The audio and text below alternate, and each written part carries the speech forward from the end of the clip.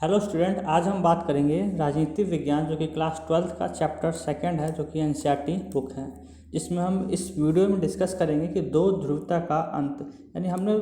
First chapter में हमने देखा कि जो पूरा विश्व है वो दो धड़ल्लों में बट गया, जो कि हम देखते हैं कि जो द्वितीय विश्व युद्ध के बाद जो कि मित्र राष्ट्र और ध्रुवीय राष्ट्र हमने पढ़ा, तो जो दो अलायंस थी, एक तरह से हम देखें कि जो मित्र राष्ट्र और ध्रुवीय राष्ट्र थे, अब ये ध्रुवीय राष्ट्र तो हार गए, जो मित्र राष्ट्र थे, जो अमेरिका जो रूस थे साथ में, अब वो आगे जाके द्वितीय विश्व युद्ध के बाद है ये दो ध्रुव में बट गए, यानी एक अमेरिका की ओर और एक सोवियत संघ की ओर। तो इस चैप्टर में हम डिस्कस करेंगे कि जो दो ध्रुवता का है वो अंत है वो किस प्रकार से होगा, क्योंकि हमने ये शीत युद्ध में है ये बातें देखी कि विश्व है वो दो ध्रुवों में बट चुका था, जो कि इसका विभाजन है हम देखते हैं कि शीत युद्ध के ख़त्म होने के बाद, यानी 1991 के बाद हम देखते हैं कि जब सोवियत संघ का जब विघटन होता है, तो यानी शीत युद्ध की जब समाप्ति होती है, तो इसके साथ ही ये दो ध्रुवता का अंत है वो हो जाता है। इसमें हम पढ़ेंगे कि जो बर्लिन की दीवार, इसमें हमने पढ़ा था कि जो बर्लिन की दीवार थी वो क्या थी। तो हमने बर्लिन की दीवार के बारे में पढ़ा था कि जब द्वितीय विश्व युद्ध जब हुआ था, जब ख़त्म हुआ था 1945 में, तो हम देखते हैं कि अमेरिका और रूस के नेतृत्व में इटली को और जर्मनी को है वो दो भागों में है वो बांट दिया गया, जिसमें पूर्वी और जो पश्चिमी खेमे के बीच में एक तरह से ये विभाजन का है वो प्रतीक था, यानी जो बर्लिन की दीवार थी। इस यूरोप महाद्वीप में जो जर्मनी देश था उसकी राजधानी जो बर्लिन थी, तो इसे दो भागों में है, यानी जर्मनी को है वो दो भागों में बांट दिया गया, जो कि एक जो पूर्वी हिस्सा था वो रूस की ओर सोवियत संघ की ओर चला गया, और पश्चिमी हिस्सा है एक तरह से वो अमेरिका की ओर चला गया, जो कि इसके बीच में है जर्मनी के बीच में है एक बर्लिन की दीवार है वो बना दी गई, जो कि एक ये विभाजन का है वो प्रतीक था। हम इसमें देखते हैं कि जो शीत युद्ध के प्रतीक जो कि 1961 में ये दीवार बनी थी, जो कि दीवार को 1989 को है वो जनता द्वारा तोड़ दिया गया, यानी 1961 में इस दीवार को बनाया गया, और साथ ही साथ ये जो 1989 में है ये जनता द्वारा तोड़ दिया गया, यानी एक तरह से हम कहें कि जो जर्मनी का था वो एकीकरण है वो कर दिया गया, जो कि ये दीवार बर्लिन की दीवार देखते हैं वो 150 किलोमीटर है वो लंबी थी। अब हम बात करते हैं यूएसएसआर को लेके कि सोवियत संघ, यानी सोवियत संघ है वो क्या था। हमने शीत युद्ध में देखा कि विश्व है वो दो धड़ों में बट गया था, सोवियत संघ और अमेरिका। तो हम उस सोवियत संघ में देखते हैं कि सोवियत संघ में वो कौन कौन से देश है वो शामिल थे, जो कि सोवियत संघ के गुट में थे, कौन कौन से देश है वो शामिल थे। तो हम सोवियत संघ में देखते हैं, जो कि हम इसे यूएसएसआर कहते हैं। इसमें देखते हैं कि जो रसिया में 1917 की रूसी जो बोल्शेविक क्रांति हुई, उस समाजवादी सोवियत गणराज्य संघ का है वो अस्तित्व में आया, यानी 1917 में है बोल्शेविक क्रांति के द्वारा रूस में है, रसिया में है वो समाजवादी है, वो सोवियत गणराज्य संघ बनाया गया, यानी यूएसएसआर की स्थापना है वो की गई, जो कि जो यूएसएसआर का जो निर्माण है हम उसमें देखते हैं कि कुल मिलाकर इसमें 15 गणराज्य थे, यानी इसमें 15 देशों को एक मिला करके यूएसएसआर यानी सोवियत गणराज्य संघ है वो बनाया गया, जो कि ये समाजवादी विचारधारा को प्रोत्साहित करती थी। इसमें देखते हैं हम कि सोवियत संघ का जो निर्माण था वो गरीबों को हितों को ध्यान में रखते हुए किया गया था, यानी जो व्यवस्था हम देखते हैं कि यहाँ पे जो गरीब थे सोवियत संघ में उनके हितों को ध्यान में रखते हुए किया गया, जो कि आगे हम देखते हैं कि इसमें सोवियत संघ में अनेकों कल्याणकारी योजनाओं द्वारा है वो जनता का हितों पूर्ति की गई। इसमें हम देखते हैं कि इसे समाजवाद और साम्यवादी विचारधारा के अनुसार बनाया गया, जो कि हम इसमें देखते हैं कि इसमें कौन कौन से वह देश है वो शामिल थे यूएसएसआर में। तो हम देखते हैं कि जो रूस है, जो कि ये रूस प्रमुख है इस यूएसएसआर में, इसमें रूस शामिल था। दूसरा Ukraine, Georgia, Belarus, Uzbekistan, Armenia, Azerbaijan, Kazakhstan, Kyrgyzstan, Moldova, Turkmenistan और तजाकिस्तान। यानी हम देखते हैं कि जो आज के संदर्भ में देखते हैं तो हम देखते हैं कि जो मिडल ईस्ट के जो देश हैं, तुर्कमेनिस्तान, तजाकिस्तान, किर्गिस्तान,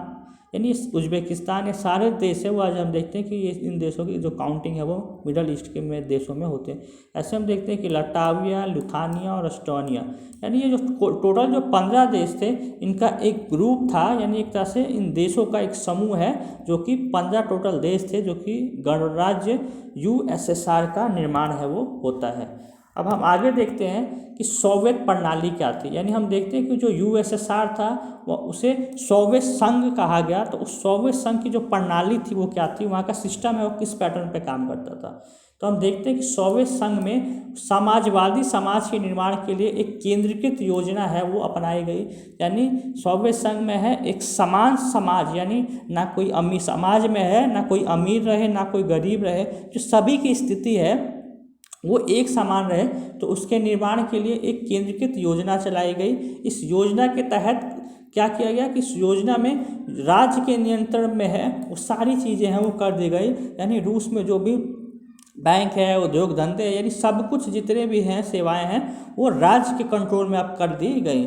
इसमें हम देखते हैं कि ये सारी जो व्यवस्था है वो साम्यवादी दल, यानी जो साम्यवादी जो दल थी यूएसएसआर में उसके द्वारा है ये निर्देशित है वो की जाती है। इसी को हम सोवियत प्रणाली है वो कहते हैं, यानी सोवियत मॉडल हम कहते हैं। दूसरे शब्दों में हम देखते हैं कि सोवियत प्रणाली क्या थी, तो एक ऐसा प्रणाली जो कि अपना है, यानी खुद का सोवियत संघ ने अपना खुद का है ये मॉडल बनाया। क्यों? अपने विकास करने के लिए सोवियत संघ ने अपना मॉडल बनाया। फिर हम देखते हैं कि इस सोवियत प्रणाली की विशेषताएं क्या थी, यानी क्या फीचर्स थे, क्या विशेषताएं थी, क्या ऐसी खूबियाँ थी जो कि सोवियत प्रणाली में हमें देखने को मिलती है। तो हम देखते हैं कि सोवियत प्रणाली है वो पूंजीवादी व्यवस्था का विरोध करती थी। यानी जो पूंजीवादी व्यवस्था थी, देखते हैं कि जो अमेरिका में जो पूंजीवादी विचारधारा थी उसको अमेरिका है वो प्रोत्साहित करता था, बढ़ावा देता था। जबकि उसके उलट हम देखते हैं कि यूएसएसआर में जो सोवियत संघ है वो पूंजीवादी व्यवस्था का है वो विरोध करता था, ये समाजवाद के है जो बढ़ावा देता था, यानी ये समाजवाद को है प्रोत्साहित करता था। ऐसे हम दूसरा पॉइंट देखते हैं कि सोवियत प्रणाली में नियोजित अर्थव्यवस्था थी। नियोजित अर्थव्यवस्था यानी एक प्लानिंग अर्थव्यवस्था थी, जो कि हम देखते हैं कि जो हम भारत ने जो अपनी पंचवर्षीय योजना अपनाई वो देखते हैं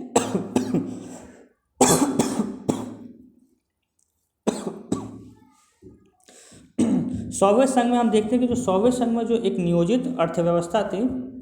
यानी जो भारत में है जो प्लानिंग हमने देखा, जो पंचवर्षीय योजना वो चलाई गई थी वो कहीं ना कहीं सोवियत संघ से है वो ली गई थी। तो कहने का अभिप्राय ये है कि जो सोवियत संघ में जो प्रणाली थी, जो सिस्टम था वो नियोजित अर्थव्यवस्था थी, यानी पहले से प्लान्ड थी कि हमें क्या क्या है वो करना है, किस विषय पे ध्यान देना है, किन क्षेत्रों पे ध्यान देना है। तीसरा हम देखते हैं कि कम्युनिस्ट पार्टी का दबदबा था, क्योंकि रसिया में है वो कम्युनिस्ट पार्टी थी तो उसका दबदबा था। ऐसे हम देखते हैं कि न्यूनतम जीवन स्तर की सुविधाओं वो बेरोजगारी को है वो कम करना, यानी जो एक व्यक्ति का जो मूलभूत सुविधाएं हैं उसको बेहतर करना और जो बेरोजगारी उसकी समस्या को दूर करना है। ऐसे हम देखते हैं कि एक उन्नत संचार प्रणाली, यानी एक बेहतर है वो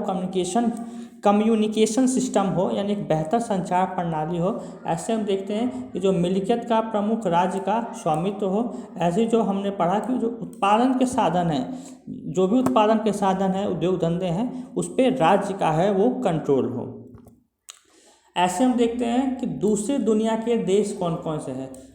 दूसरी दुनिया के देश हमने पढ़ा कि जो पूर्वी यूरोप के देश थे, जो पूर्वी यूरोप के देश थे, यानी हम देखते हैं कि ये हमारा यूएसआर, ऐसे ही हम देखते हैं कि ये हमारा अमेरिका, यानी जो बीच में जो यूरोप था तो इस यूरोप का विभाजन किया गया। यानी जो ये ईस्ट है और ये जो वेस्ट है, तो इस ईस्ट की ओर सोवियत संघ था, तो सोवियत संघ की ओर जो यूरोप के जो देश थे ये सभी है ये यूएसएसआर के गठबंधन में थे। ऐसे हम देखते हैं कि जो वेस्ट की यानी अमेरिका की साइड थे, वो जो पश्चिमी जो यूरोप था उसके जो देश थे वो अमेरिका की ओर थे। तो इसे यानी हम देखते हैं कि जो पूर्वी यूरोप के जो देशों को समाजवादी प्रणाली का दर्जा है इसमें दिया गया। यानी पहली दुनिया हम देखते हैं कि 3 दुनिया इसमें कहा गया, विश्व को 3 भागों में बांटा गया। जो कि पहली दुनिया है वो अमेरिका को कहा गया, दूसरी दुनिया है वो रसिया को, और तीसरी दुनिया है जो कि गुटनिरपेक्ष देश है, इसके अलावा अन्य देशों को है वो तीसरी दुनिया कहा गया। ऐसे हम देखते हैं कि जो दूसरी दुनिया है वो समाजवादी खेमे को है वो कहा गया है।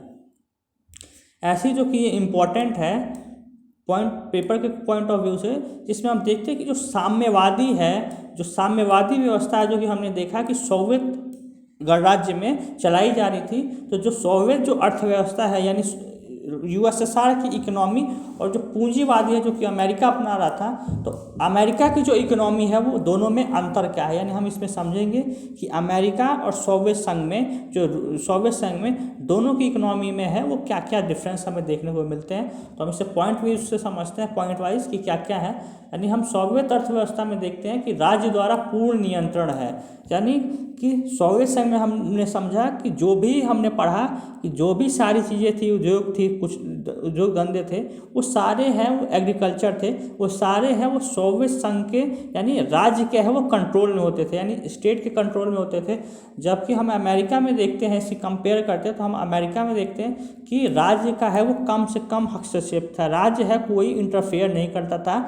राज्य ने फ्री कर दिया था स्टेट को कि आप कुछ भी मार्केट है वो कैसे भी कार्य करें, यानी कम से कम हस्तक्षेप करना। जबकि हम देखते हैं कि सोवियत संघ में है ऐसी कोई व्यवस्था नहीं थी, सोवियत संघ में सारी की सारी व्यवस्था को जो कंट्रोल है वो सोवियत संघ है वो करता था। ऐसे हम देखते हैं कि जो सोवियत संघ की जो अर्थव्यवस्था थी वो योजनाबद्ध थी, यानी प्लानिंग थी, यानी पहले से प्लान्ड इकोनॉमी थी। जबकि अमेरिका की अर्थव्यवस्था देखते हैं ये स्वतंत्र आर्थिक प्रतियोगिता पे थे, यानी ये जो मार्केट जो कंपटीशन है उस पर निर्भर छोड़ दिया गया था, उस पर डिपेंड थी ये मार्केट कंपटीशन पे। ऐसे हम तीसरा पॉइंट देखते हैं कि व्यक्तिगत पूंजी का अस्तित्व है ये नहीं था। यहाँ पे हम सोवियत अर्थव्यवस्था में देखते हैं कि व्यक्तिगत पूंजी का अस्तित्व नहीं था, यानी व्यक्ति के पास अपना कोई संपत्ति नहीं होता था। और वैसे ही हम देखते हैं कि अमेरिका में है व्यक्ति के पास व्यक्तिगत संपत्ति, यानी अपना मकान, अपना घर, अपना दुकान, यानी ऐसी सारी चीज़ें हैं वो व्यक्तिगत संपत्ति होती थी, जबकि सोवियत संघ में ऐसी कोई व्यवस्था नहीं थी। ऐसे हम देखते हैं चौथा पॉइंट, वो समाजवादी आदर्शों से प्रेरित था। जो सोवियत अर्थव्यवस्था थी वो कहीं ना कहीं जो समाजवादी जो विचारधारा है उससे आदर्शों से प्रेरित था, वो उनको मानते थे। जबकि अमेरिका में हम देखते हैं कि अधिक ये अमेरिका की जो अर्थव्यवस्था थी वो जो पूंजीवाद का जो सिद्धांत है जिसमें अधिक से अधिक प्रॉफिट कमाना, यानी अधिक से अधिक लाभ लेना, ये पूंजीवादी सिद्धांत में हमें देखने को मिलता है। ऐसे हम सोवियत अर्थव्यवस्था में देखते हैं कि जो उत्पादन के साधन है, यानी जो प्रोडक्शन के जो साधन है उस पर राज्य का है वो पूर्ण स्वामित्व था। ऐसे हम अमेरिका में देखते हैं कि उत्पादन के साधनों पर बाजार का नियंत्रण था, यानी जो भी उत्पादन के साधन है उस पर कंट्रोल है वो बाजार करता था। तो इसमें हमने समझा कि जो सोवियत अर्थव्यवस्था है वो कैसी थी और अमेरिका की अर्थव्यवस्था है वो कैसे चलती थी, जो कि ये दोनों है वो पॉइंट ऑफ पेपर के पॉइंट ऑफ व्यू से इम्पॉर्टेंट है कंपेयर एज ए कंपेयर के लिए। ऐसे हम देखते हैं आगे हम घटना देखते हैं कि ये मिखाइल गोर्बाचोव, जो कि हम देखते हैं हमने पढ़ा कि जो क्यूबा में जो संकट हुआ, जो क्यूबा में जो मिसाइल संकट हुआ, उसी से हम देखते हैं कि जो मिखाइल गोर्बाचेव थे, यानी 1980 के दशक में जो मिखाइल गोर्बाचेव थे वो राजनीतिक सुधारों तथा लोकतांत्रिकरण को बढ़ावा देने के लिए उन्होंने पुनः रचना और खुलापन के नाम से नई आर्थिक सुधार नीति को लागू किया। इसमें सोवियत संघ की समाप्ति की हम देखते हैं कि इसमें सोवियत संघ की समाप्ति की है वो घोषणा की गई कि जो सोवियत संघ है जो कि 15 राज्यों से मिलकर बना है उसकी समाप्ति की घोषणा की गई कि अब ये राज्य है वो स्वतंत्र, जो सभी राज्य हैं जो कि मिलके बने थे यूएसएसआर से, अब वो स्वतंत्र होते हैं। तो हम देखते हैं कि जो शीत युद्ध का जो अंत है वो देखते हैं कि कहीं ना कहीं 1991 में इसकी समाप्ति हो गई। कब? जबकि सोवियत संघ का है वो विघटन हो गया, जब सारे देश थे वो टूट गए। यानी 1991 में जो बोरिस येल्सिन थे के नेतृत्व में पूर्वी यूरोप के देशों ने, यानी जो ईस्ट यूरोप के जो देश थे ने तथा रूस, यूक्रेन व बेलारूस ने सोवियत संघ की समाप्ति की घोषणा की। यानी जो भी सोवियत संघ के गुट में जो देश शामिल थे उन देशों में हम देखते हैं कि जो रूस, यूक्रेन और बेलारूस था, इसने सोवियत संघ की समाप्ति की घोषणा की, यानी जो कि CIS यानी स्वतंत्र राज्यों का राष्ट्रकुल बना, जो कि 15 नए देशों का उदय हुआ। अब ये USSR से CIS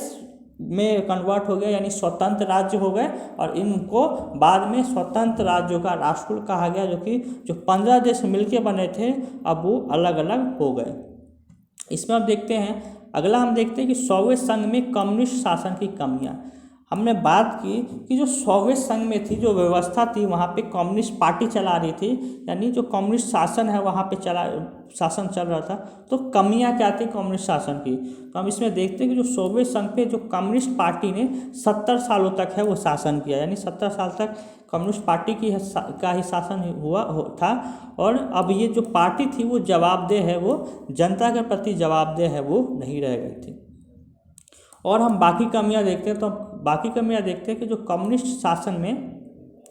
जो सोवियत संघ था वो प्रशासनिक और राजनीतिक रूप से गतिरोध हो चुका था। यानी जो सोवियत संघ का जो प्रशासन था और जो राजनीतिक संरचना थी वो कहीं ना कहीं एक तरह से गतिरोध हो गई थी, रुक गई थी।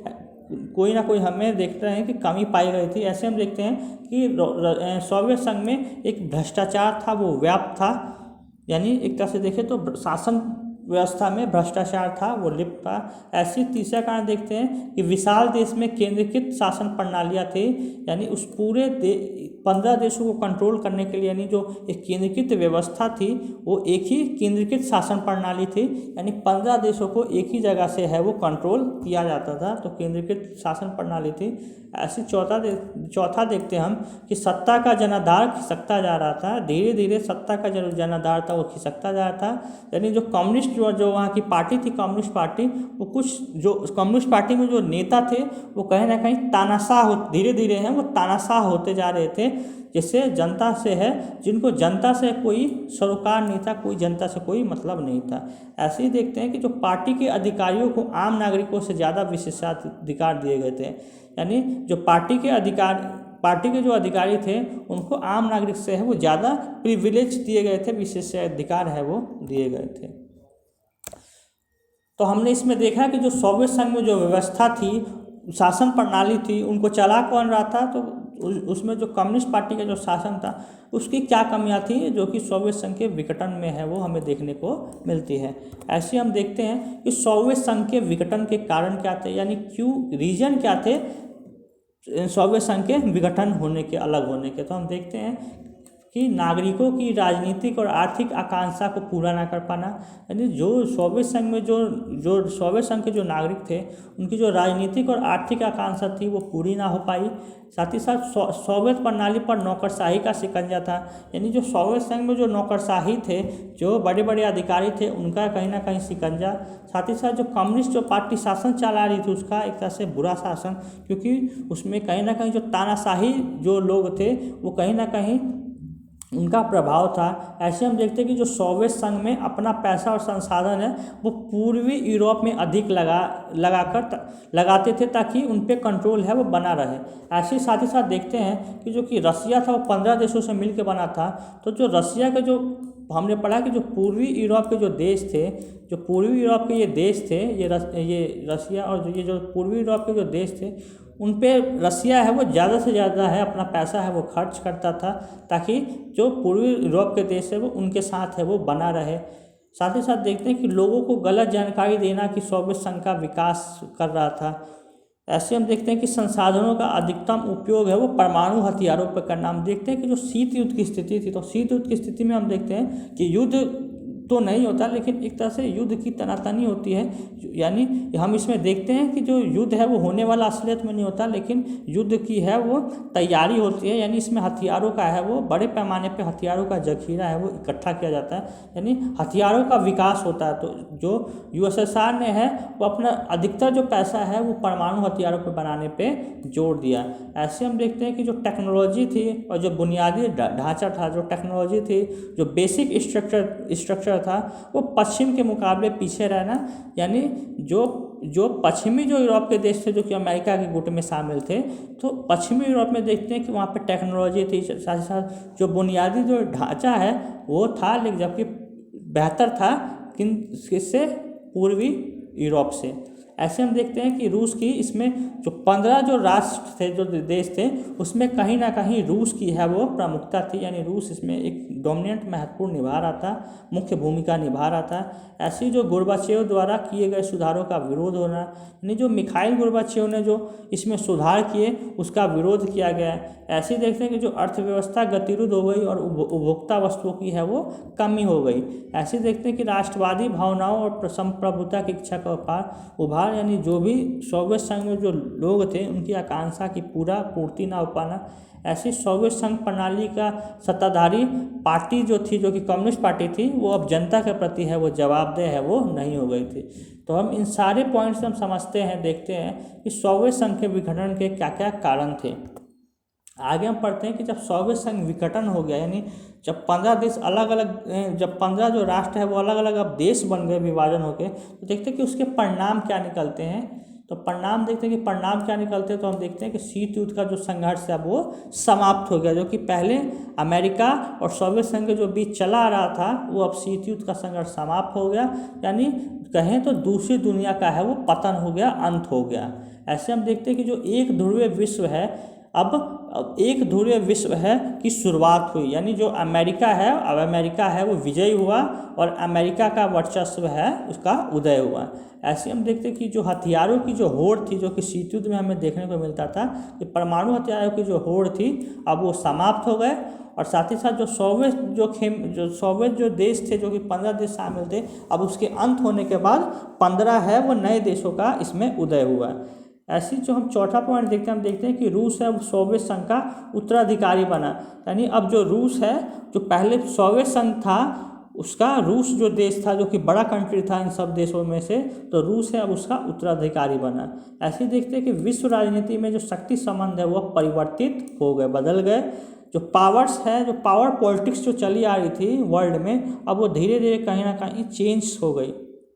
ऐसे हम देखते हैं समाजवादी विचारधारा पर पश्चिम या पूंजीवादी उदारवादी व्यवस्था का अब वर्चस्व हो गया, यानी पूरे दुनिया में हम देखते हैं कि एक तरह से पूंजीवादी जो विचारधारा थी अब उसका वर्चस्व हो गया। ऐसे हमने देखा कि शॉक थेरेपी को अपनाया जाना, कि शॉक थेरेपी को अपनाया जाना यानी कहीं ना कहीं आघात देके उसका पुनर्विकास करना देशों का। ऐसे हम देखते हैं कि उदारवादी लोकतंत्र का महत्व बढ़ा, यानी धीरे धीरे है अब जो लोकतंत्र है उसको बढ़ावा मिला, जो कि हम देखते हैं कि जहाँ एक ही पार्टी है वो सत्ता में थी, तानाशाही थी, अब वो जाके लोकतंत्र का है वो महत्व है वहाँ आगे जाके बढ़ा।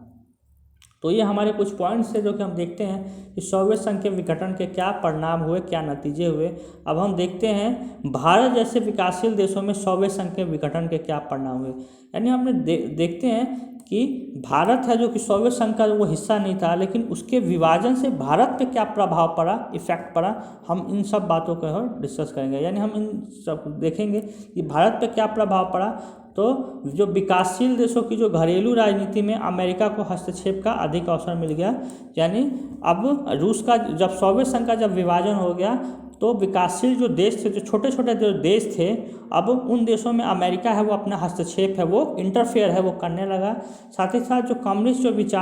विचारधारा थी उसको कहीं ना कहीं आघात पहुंचा, और साथ ही साथ विश्व में महत्वपूर्ण जो संगठन थे, यानी जो IMF है, वर्ल्ड बैंक है, यानी इंटरनेशनल मॉनेटरी फंड, अंतर्राष्ट्रीय मुद्रा कोष है, वर्ल्ड बैंक है, विश्व बैंक है, अब ये जो संगठन बनाए गए थे देशों के विकास के लिए, अब ये कहीं ना कहीं इस महत्वपूर्ण संगठनों में अमेरिका का है वो डोमिनेंट हुआ, अमेरिका का प्रभुत्व है इन संस्थाओं पे हुआ। ऐसे हम देखते हैं कि जो बहुराष्ट्रीय कंपनियां हैं, जो MNCs थी, बहुराष्ट्रीय कंपनियां थी, वो भारत व अन्य विकासशील देशों में अनियंत्रित प्रवेश है वो अब वो करने लगी। अब हम आगे देखते हैं कि एक ध्रुवीय विश्व में हम देखते हैं कि जो पहले दो ध्रुवीय थे, यानी दो गुट थे, अब सोवियत संघ के विभाजन के बाद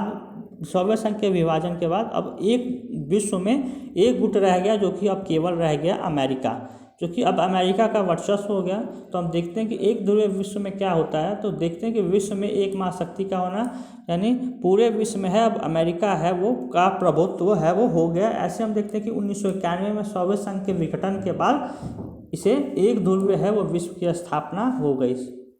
विश्व में। ऐसे ही देखते हैं कि विश्व में अमेरिकी जो वर्चस्व है को चुनौती देने वाला कोई भी देश नहीं था, यानी अब अमेरिका को कोई भी चुनौती देने वाला कोई देश नहीं था। साथ ही साथ विश्व में पूंजीवादी जो अर्थव्यवस्था थी अब उसका बोलाबाला हो गया, यानी पूंजीवादी अर्थव्यवस्था है एक तरह से डोमिनेंस करने लगी, क्योंकि जो समाजवादी अर्थव्यवस्था है अब वो फेल हो गई।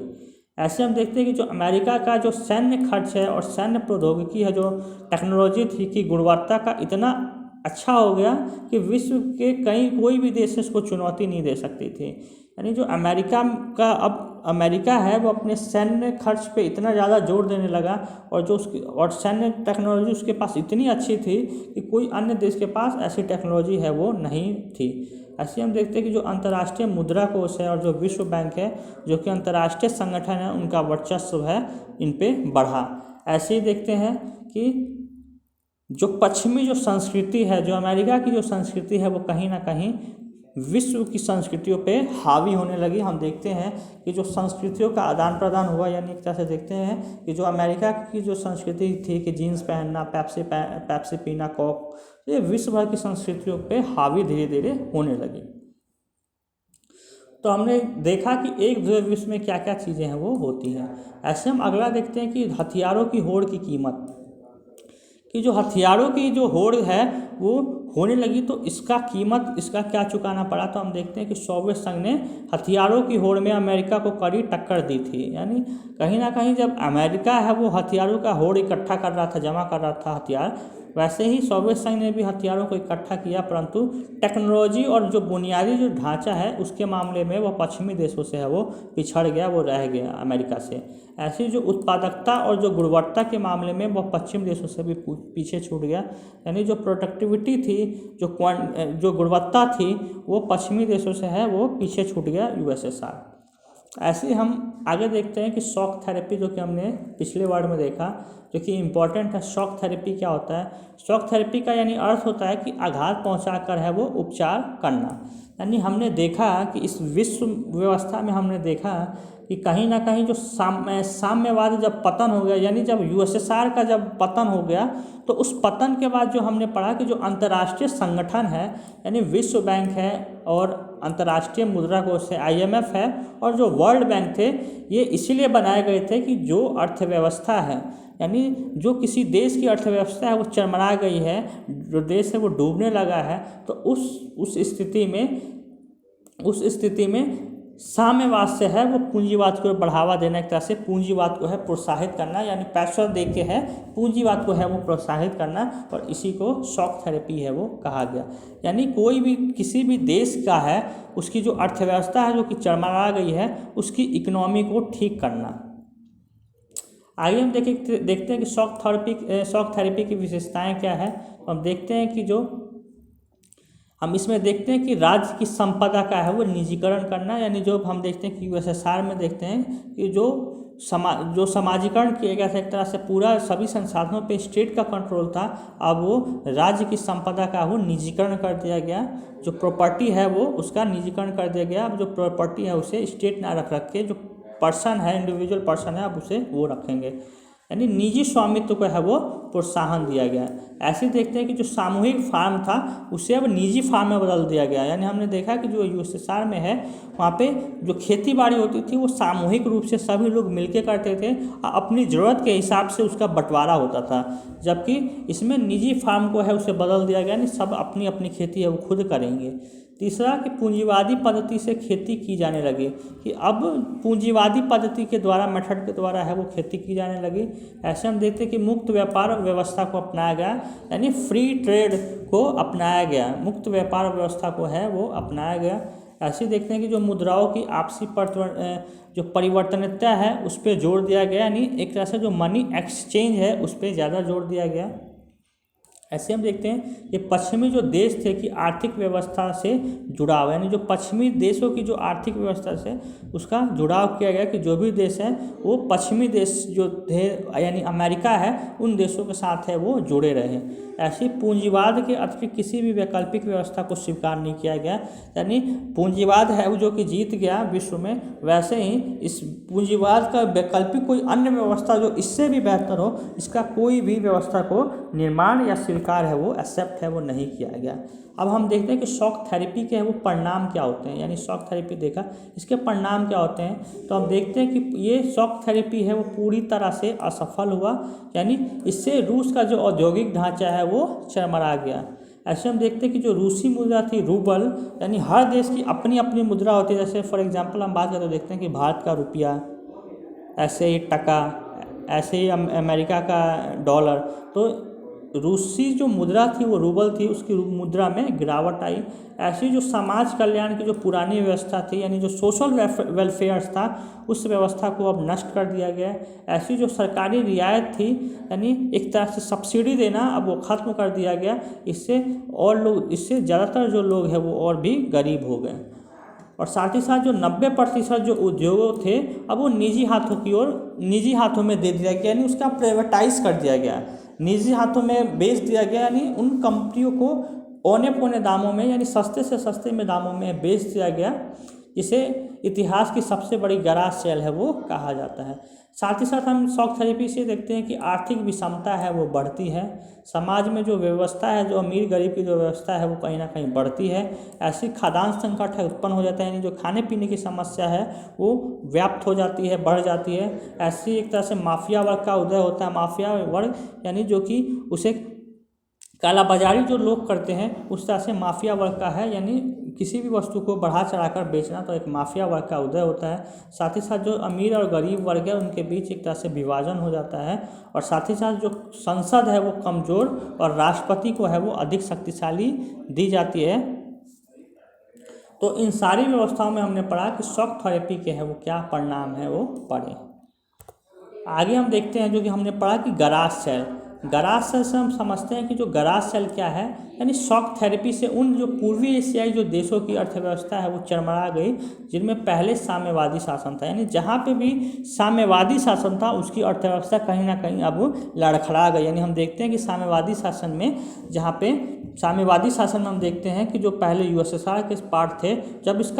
इसका विभाजन हुआ, एक तरह से इसका जब देश है वो टूट गए सोवियत संघ से, जब स्वतंत्र हो गए, तो कहीं ना कहीं एशियाई देशों की अर्थव्यवस्था है वो चरमरा गई, खराब हो गई। ऐसे हम देखते हैं कि जो रूस में पूरा का जो पूरा राज्य था वो नियंत्रित औद्योगिक ढांचा है वहाँ का चरमरा गया। लगभग जो 90% जो उद्योग थे वो औने पौने दामों में, यानी कम से कम दामों में है वो निजी व्यक्तियों को बेच दिए गए, निजी हाथों में बेच दिया गया। ऐसे हम देखते हैं कि जो आर्थिक ढांचे का ये जो पुनर्निर्माण था, ये सरकार द्वारा है वो निर्देशित औद्योगिक नीति के बजाय अब, यानी जो पहले जो आर्थिक व्यवस्था थी, जो इकोनॉमिक सिस्टम चलता था, वो कहीं ना कहीं सरकार के कंट्रोल में होता था, लेकिन अब बाद में बाजार की ताकतों पे उसे छोड़ दिया गया। यानी अब बाजार के में जो भी पूंजीपति वर्ग है वो तय करेंगे। साथ ही साथ ये कदम सभी उद्योगों को मटियामेट करने वाला साबित हुआ। इसे इतिहास की सबसे बड़ी गराज सेल के नाम से है वो जाना जाता है। ऐसे हम देखते हैं कि जो ये गराज सेल हुआ, जैसी हालत उत्पन्न करने के कारण क्या है, यानी क्या स्थिति थी जिससे गराज सेल है जैसी हालत है वो उत्पन्न हुई। तो हम इसमें देखते हैं कि जो महत्वपूर्ण जो उद्योगों की कीमत थी वो कम कर से के आंकी गई। ऐसे साथ ही साथ जो औने पौने दामों में है इन्हें बेच दिया गया, यानी जो भी उद्योग धंधे हैं उन्हें कम से कम दामों में है वो बेच दिया गया। साथ ही साथ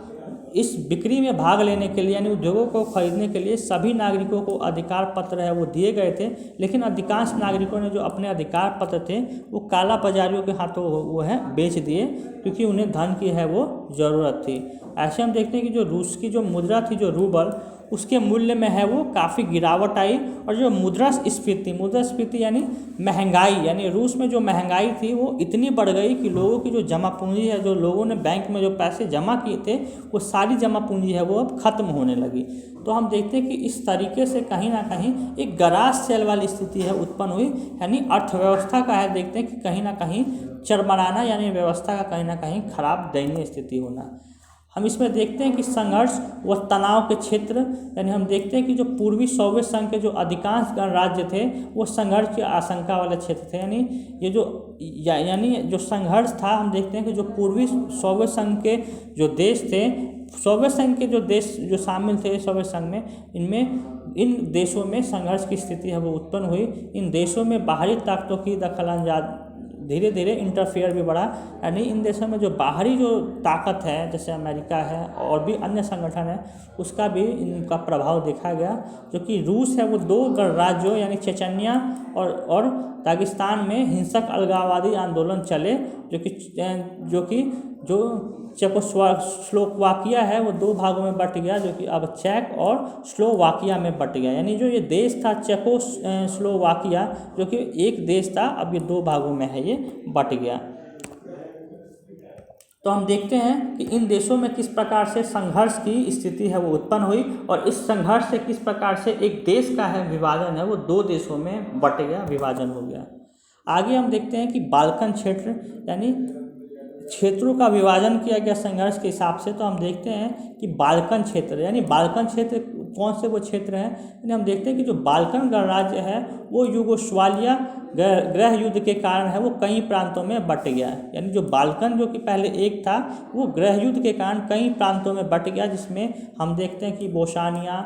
हर्जेगोविना और स्लोवेनिया और क्रोएशिया ने, जो कि ये देश थे जो कि पहले एक ही थे यूगोस्लाविया, जो कि बाद में ये 4 देश है वो बट गए, जो कि इन्हें बाल्कन क्षेत्र कहा जाता था। ऐसे हम दूसरा देखते हैं कि जो बाल्टिक क्षेत्र है, बाल्टिक क्षेत्र जो कि लिथुआनिया को कहा जाता था, ये 1990 में अपने आप को स्वतंत्र घोषित कर लिया, जो कि स्वतंत्र करने के बाद अब इसमें एस्टोनिया, लटाविया और लिथुआनिया यानी जो 3 देश हैं एस्टोनिया, लटाविया और लिथुआनिया है वो 1991 में संयुक्त राष्ट्र के संघ के यानी यूएनओ जो है उसके सदस्य बने और 2004 में ये नाटो में शामिल हो गए। ये नाटो हमने पढ़ा कि नाटो यानी जो अमेरिका का जो गुट है, ये देश है, ये बाल्टिक क्षेत्र हैं, ये नाटो के अलायंस में यानी अमेरिका के देश में शामिल हो गए, अमेरिका के गुट में। ऐसे हम देखते हैं कि मध्य एशिया यानी जो मिडल ईस्ट के जो देश थे, जो कि हमने बात की, तो मिडल ईस्ट में जो मध्य एशिया के जो देश थे, तजाकिस्तान में 10 वर्षों तक यानी 2001 तक है यहाँ पे गृह युद्ध चलता रहा। गृह युद्ध यानी अपने देश की ही जो देश में ही जो आंतरिक व्यवस्था थी वो गड़बड़ होने लगी और धीरे धीरे है युद्ध में देश में है संघर्ष है वो होने लगा। तो हम इसमें देखते हैं कि जो अजरबैजान है मिडल ईस्ट में, अजरबैजान, आर्मेनिया, यूक्रेन,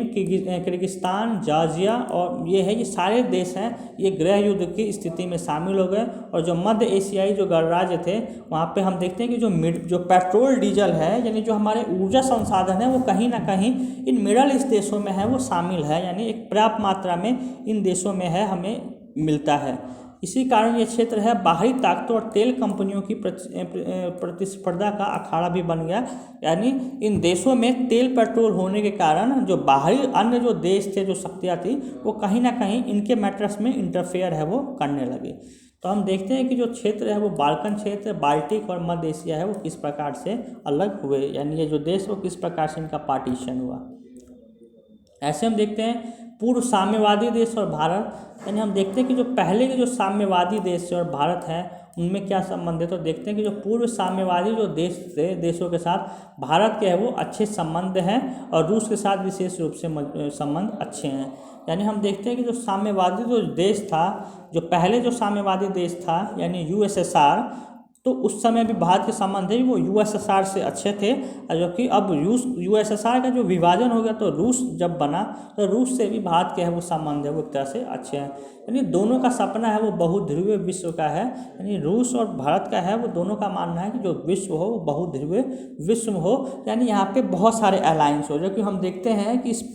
IR में, इस अंतर्राष्ट्रीय व्यवस्था में हम देखते हैं कि कहीं ना कहीं जो पावर ऑफ डिस्ट्रीब्यूशन हो यानी शक्तियों का जो बंटवारा होता है वो कहीं ना कहीं कहीं ना कहीं एक गुट के पास ना होकर बहुत सारे हमें अलायंस देखने को मिलते हैं। यानी हम इसे ही बैलेंस ऑफ पावर्स कहते हैं, यानी शक्तियों का कहीं एक तरह से शक्तियों का संतुलन हो। जो कि देखते हैं कि वर्ल्ड में हमें बहुत सारे अलायंस है वो देखने को मिलते हैं। जैसे हम देखते हैं कि जो नाटो है, जो ब्रिक्स है, अरब लीग है, तो कहीं ना कहीं यूरोप में हम देखते हैं कि यूरोपियन यूनियन है, तो कहीं ना कहीं बहुत सारे हैं वो अलायंस हमें देखने को मिलते हैं। तो भारत का जो सपना है और जो रशिया का सपना है वो कहीं ना कहीं दोनों का सपना है कि एक विश्व में यानी बहुत सारे एक गुट हो, अलायंस हो, कोई एक अलायंस हो, कोई एक गुट हो, वो ज़्यादा पावरफुल शक्तिशाली ना हो। ऐसे ही देखते हैं कि जो दोनों देश हैं यानी रूस और जो भारत है वो सह अस्तित्व, सामूहिक सुरक्षा यानी कलेक्टिव सुरक्षा यानी कलेक्टिव सिक्योरिटी और सह अस्तित्व और क्षेत्रीय संप्रभुता यानी अपनी संप्रभुता हो, स्वतंत्र विदेश नीति हो, अंतर्राष्ट्रीय झगड़ों का जो वार्ता है वो खुद के द्वारा हो, दो देशों के पहलों द्वारा, और संयुक्त राष्ट्र संघ का है और तरह से इसे सुदृढ़ीकरण हो और लोकतंत्र में विश्वास रखते हो। तो एक तरह से रशिया और भारत का है वो किस प्रकार से इन देशों का ये मानना है। ऐसे हम देखते हैं कि 2001 में भारत और रूस द्वारा 80 द्विपक्षीय समझौतों पे हस्ताक्षर किए गए, यानी कहीं ना कहीं जो बायलैटरल है, बायलैटरल यानी दो पक्षीय, तो दो पक्षीय समझौते हम देखते हैं कि भारत और रशिया के बीच हुए हैं। अब जो कि देखते हैं कि इस हस्ताक्षर में भारत और रूस में हथियारों को लेके डील हुई कि भारत है वो रशिया से है, रूस से है वो हथियारों का आयात करेगा। ऐसे हम देखते हैं कि रूस से तेल का आयात, कि भारत है वो समय समय पे रूस से है वो तेल का आयात करता है, यानी रूस से तेल खरीदता है। ऐसी जो परमाणु ऊर्जा है और अंतरिक्ष योजना है, तो उस पर कहीं ना कहीं रूस है वो भारत की है वो मदद करता है। ऐसे हम देखते हैं कि जो कजाकिस्तान और तुर्कमेनिस्तान है के साथ जो ऊर्जा आयात है उसकी बढ़ाने की भी कोशिश की जा रही है, कि जो तुर्कमेनिस्तान कजाकिस्तान में जो ऊर्जा संसाधन है, जो पेट्रोल है, तो उसको कहीं ना कहीं भारत है उसको उससे लेस आयात करें। ऐसे हम देखते हैं कि गोवा में दिसंबर 2016 में ब्रिक्स सम्मेलन हुआ। ब्रिक्स सम्मेलन हमने पढ़ा कि जो 2016 में ब्रिक्स सम्मेलन हुआ, यानी जो ब्रिक्स है इसमें कौन कौन से देश शामिल है, तो हम देखते हैं इसमें 5 देश शामिल है, जो कि 20 है ब्राज़ील, रसिया, इंडिया, चाइना और साउथ अफ्रीका है। ये 5 देश है ब्रिक्स में शामिल है, जो कि इस सम्मेलन में रूस और भारत के बीच हुए 17वें यानी 17 वार्षिक सम्मेलन में, जो कि हर साल है इसका सम्मेलन होता है। वार्षिक सम्मेलन में भारत के जो प्रधानमंत्री थे नरेंद्र मोदी और जो रूस के राष्ट्रपति थे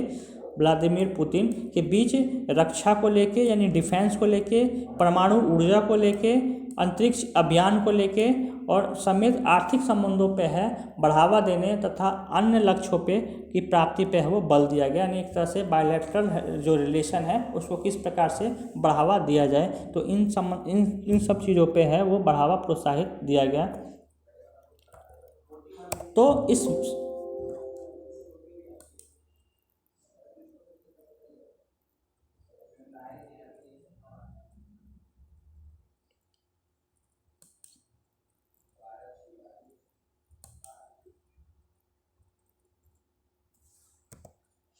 तो इस वीडियो में हमने डिस्कस किया, यानी इस वीडियो में हमने डिस्कस किया ये सारी चीज़ है कि किस प्रकार से जो बहुध्रुवता का है वो अंत हुआ, यानी जो रसिया है यानी जो सोवियत संघ है और जो अमेरिका है, जो दो देश, ये जो 2 गुट थे इनका किस प्रकार से एक गुट का है वो अंत हुआ। तो इस वीडियो में हमने ये सारी चीज़ें हैं वो डिस्कस की। नेक्स्ट वीडियो में हम एक दूसरे टॉपिक को है वो डिस्कस करेंगे। वीडियो देखने के लिए बहुत बहुत धन्यवाद।